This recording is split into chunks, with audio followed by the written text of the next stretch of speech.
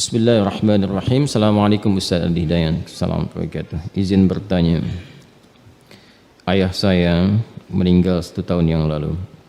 Innalillahi wa inna ilaihi raji'un. Semoga Allah memberikan penerimaan terbaik, ampunan, kemuliaan, dan menempatkan di tempat yang terbaik juga bagi para ayah-ayah lain atau hamba-hamba lain yang telah kembali kepada Allah dalam keimanan. Ketika masa iddah ibu saya ingin menikah lagi karena dilamar orang. Ibu saya tetap menikah setelah masa iddah selesai, 6 bulan setelah wafatnya ayah saya. Bagaimana sikap saya untuk berbakti kepada ibu meskipun kecewa dengan keputusannya? Terhadap ayah angkat, bagaimana sebaiknya saya bersikap? Kepada ibu itu ya sikapnya anak terhadap ibu. Ya, kecewa itu ya biasa, manusiawi. Quran juga menyeratkan itu, tapi jangan sampai kekecewaan itu melahirkan sikap-sikap yang kemudian bertentangan dengan nilai-nilai syariat, yang berpotensi menghadirkan kedurhakaan. Apalagi sama ibu, masalahnya bisa panjang. Ya, bukan hanya di dunia, itu bisa sampai alam kubur, bisa sampai ke akhirat. Contoh misalnya, ada nggak ayat di Quran kalau kita sedang kecewa nggak boleh ditumpahkan pada orang tua, khususnya ibu? Ada. Buka Quran surah ke-17 misalnya, Al-Isra.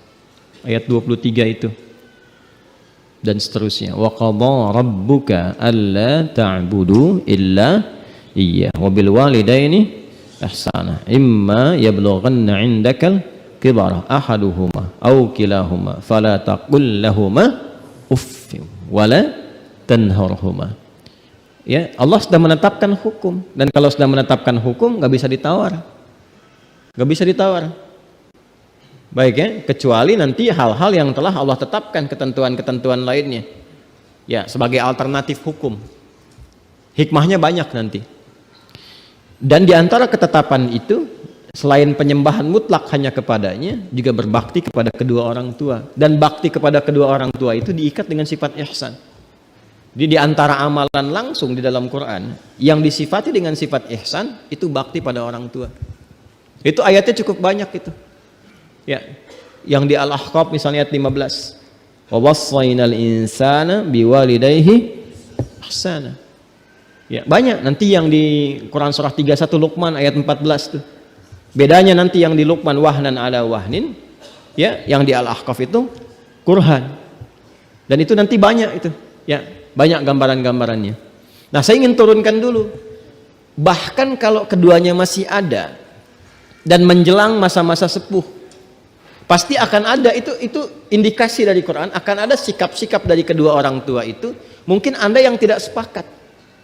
Ya, tapi jangan sampai menjadikan Anda itu kurang bakti, kata Quran. Kadang-kadang minta diingat lagi. Coba kalau kamu di posisi sedang dirawat. Jangan sudah lahir deh, sebelum lahir aja kata Quran itu. Ya, misal di Quran surah ke-31 ayat 14. Wa wassaynal insana biwalidayhi baik hamalathu ummuhu wahnan 'ala wahni. Itu yang di Luqman. Yang di Al-Ahqaf wa wassaynal insana biwalidayhi ihsana. Terus hamalathu ummuhu kurha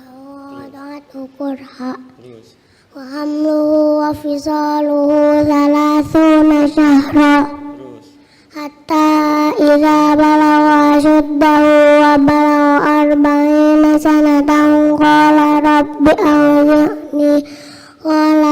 awzi'ni an ashkura ni'mataka allati an'amta 'alayya wa 'ala walidayya wa an a'mala salihan tardahu wa aslih li fi dzurriyyati inni tubtu ilaika wa inni minal muslimin. Surat apa? Al-Ahqaf. Nah, posisinya kanan kiri. Lupa. Bagus. Bagus. Jangan terlalu detail ya. Baik. Jadi ke orang tua itu kata Quran, kalau ada yang kurang berkenan, ingat kamu deh. Ini Allah yang nyampaikan. Semasa dikandung, jangan dulu lahir. Bagaimana beratnya mengandung itu? Jadi di Luqman ayat 14 disebut wahnan ala wahnin, ya. Wahnan ala wahnin itu sesuatu beban yang sangat luar biasa, sampai mohon maaf ya, sampai yang merasakan di satu titik tapi dampaknya bisa ke semua titik. Ya, Anda pernah olahraga angkat beban kan? Angkat beban itu kan yang diangkat itu di pundak, tapi kan tumpuannya ke semua ya. Nah itu diilustrasikan begitu, ketika seorang perempuan mengandung, itu rasanya bisa kemana-mana. Dan kadang-kadang nggak nyaman, tapi dalam situasi nggak nyaman pun nggak bisa disimpan dulu misalnya. Ya, nih mamah mau masak sebentar ya, ada istirahat dulu, nggak bisa. Itu 9 bulan 10 hari kurang lebih dibawa dan seterusnya. Dan ada rasa-rasa tidak nyaman pun ditahan, miring kanan nggak sulit, kiri juga susah dalam tidur, ya dan seterusnya. Nah situasi itu dibawa kepada kita anaknya untuk berpikir. Jadi kalau kamu mau marah, kamu mikir dulu. Kalau mau berkata ah pun mikir dulu, apalagi harus sampai membentak, berkata yang kasar. Ya, karena ibumu pun saat mengandung kamu itu normalnya nggak pernah bentak-bentak kamu. Ya, apa sih nendang-nendang dulu, misalnya kan begitu kan? Sudah kerasa nih nendang-nendang, malah yang keluar kan kalimat-kalimat yang halus. Ya, yang paling dahsyat tuh begini, bahkan ketika engkau sukses pun, dan orang tua kadang nggak minta, kamu mungkin nggak sadar, saham kamu itu mungkin cuma 30%, 70%-nya itu ya bapak ibu kamu. Makanya ketika kamu sukses, bahkan usia 40 tahun sudah sukses, dapat ini dapat itu, kamu jangan lupakan mungkin saham terbesar kesuksesan kamu itulah doa ibu kamu yang menangis setiap pertengahan malam. Itu keberkahan bapak kamu tuh, yang walaupun cuma menggarap sawah, kebun, serabutan kerjanya, tapi halal. Itu yang dipakai untuk menjadi pondasi kamu sampai sukses kuliah, sampai keluar ngayu beca, ya keringatnya keluar. Sampai kamu sukses, kamu dibanggakan orang, kamu diviralkan, IPK 4 sekian, pekerjaan mudah, aksesnya hebat dan sebagainya. Itu dapatnya semua itu, saham terbesarnya itu bapak ibu kamu. Makanya kalau ada orang yang merasa sukses, jangan dinisbatkan pada dirinya sendiri dulu. Kata Quran itu, hal pertama yang engkau harus lakukan, syukuri nikmat itu dengan mendoakan kedua orang tuamu. Kalau belum bisa ngasih sesuatu, minimal doain yang baik. Qala rabbi auzi'ni an ashkura ni'mataka allati an'amta alayya wa ala walidayya. Itu disatukan tuh. Ya, karena itu mohon izin, kecewa, tidak nyaman itu biasa. Itu biasa. Tapi jangan sampai kekecewaan itu menghilangkan sifat kasih dan sayang yang sudah tertanam bahkan sejak di alam rahim. Jelas ya? Jangan sampai ada satu nilai setitik menghancurkan susu sebelangga. Ya, itu kan peribahasanya.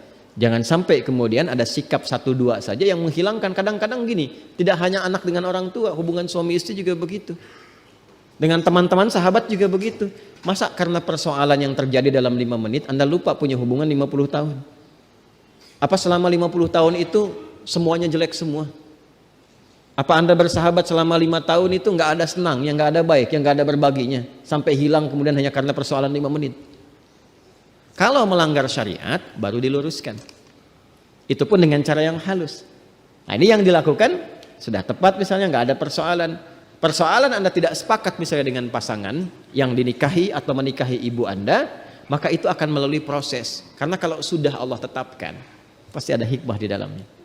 Maka dari situ yang terakhir, Quran surah kedua Al-Baqarah ayat 216. Kutiba alaikumul qitalu wa huwa kurhul lakum. Wa asa an takrahu syai'an wa huwa khairul lakum. Wa asa an tuhibbu syai'an wa huwa syarrul lakum. Wallahu ya'lamu wa antum la ta'lamun. Diwajibkan bagi engkau memerangi perasaan dirimu. Ya, dalam konteks ini. Ayo arahkan kepada berpikir yang positif. Karena Allah sudah menetapkan sesuatu. Boleh jadi yang kamu rasakan kurang disukai itu, kecewa dan ungkapan lainnya, di balik itu ada hikmah besar yang belum kau sadari. Ada kebaikan bahkan untukmu. Dan di balik yang ideal yang kau harapkan itu tersimpan sesuatu yang kau tidak tahu, mungkin membahayakan untuk kehidupanmu. Apa logikanya? Allah tahu masa depan, kamu hanya berpikir yang sekarang. Karena itu kalau Anda tanyakan bagaimana terhadap ayah angkat, ya, bagaimana saya sebaiknya bersikap?